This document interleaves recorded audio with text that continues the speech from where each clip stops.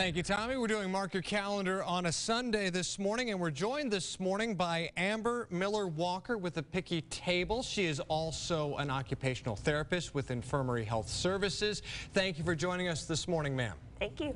All right, we wanted to talk about something that really any parent has had experience with, picky eaters. And there's a workshop coming up for parents in the not-too-distant future. What is going on?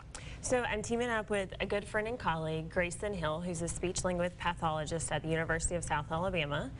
And we're hoping to provide education to parents that struggle with their kids at mealtime, introducing new foods, kind of talking about all the things that go into it and how to make mealtimes more enjoyable. How do you do that? How will you do that? Through lectures?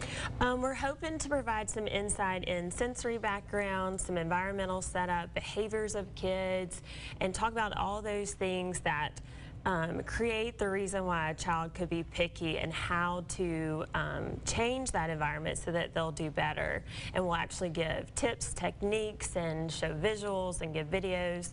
Do all of those things to provide as much education as we can. Let's define what we're talking about here. What are typical characteristics of picky eaters? How does a parent even know that they have one? So every kid typically goes through a picky stage around the ages of 2 to 3. And what defines more of the picky eater are those kids that were already very limited when they come out of bottle feeding into purees.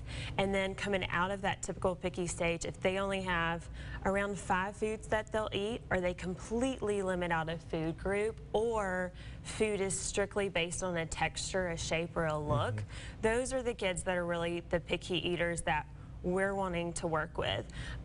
We, in this lecture, are not limiting to those more severe cases where the parents have been struggling with these issues for forever. We're also trying to help the parents that are starting the slippery slope in the beginning stages of these picky children. So what are some misconceptions that you think parents might have about picky eaters in the first place? So the biggest misconception is if your child is hungry enough, they'll start eating. Not true at all. Why is that not true? Because it seems almost automatic to think that if my child's hungry, he's going to eat. He's not going to starve himself. No, but you got to think some kids have severe reflux issues, severe constipation, other GI issues, and severe anxiety and sensory. So the pain they're feeling that's going into possibly if they eat this food is the same thing as a hunger pain. Some of these kids start with issues when they're really little. Pain is subjective. How do we know they feel the pain the same way?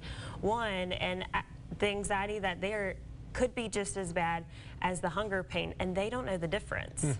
Let's, before we get into more questions, tell us when and where the seminar is going to be happening. So there's one on October 2nd in the Daphne TMC, and then because it's been so full, we've decided to open another one that will be November 1st at the University of South Alabama's Allied Health Building. How can people get signed up for that if they're interested? You can reach us at 251-279-3643 at Thomas Hospital, and we can reserve the spots. And we'll also put this information up on WKRG.com a little bit later on today. So what are some ways, quick, that parents can do at home to kind of get their kids into new food if they might be picky?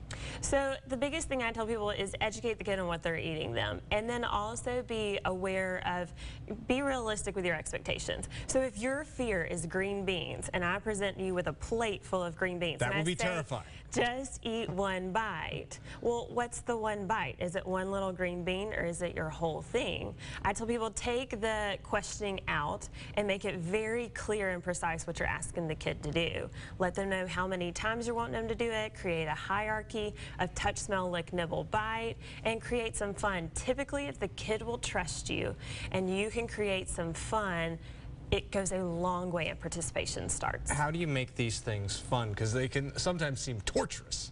They do seem torturous. I think the biggest thing with me is I always create trust with the child. And I let them know that this is challenging, because for me, I am this picky eater also at an older age. And so I let them know that it's a challenge, and we work through the steps, and I give visual cues. We use visual rewards. There's a huge return, and so the trust is the biggest factor. All right, Amber Miller-Walker with the Picky Table. Thank you for joining us for this edition of Mark Your Calendar. And News 5 this morning will continue after the break.